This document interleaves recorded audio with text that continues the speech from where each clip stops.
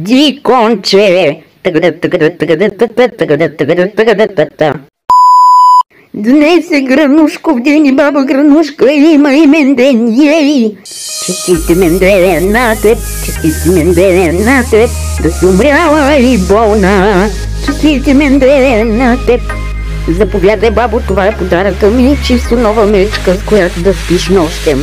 Ето тук малко излагах, откраднах я от тебе.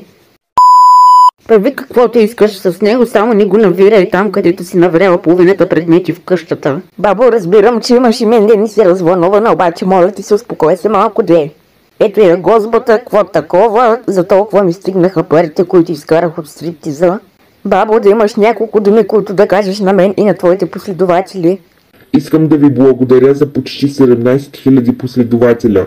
И също така ми се сере. Тези думи ме трогнаха.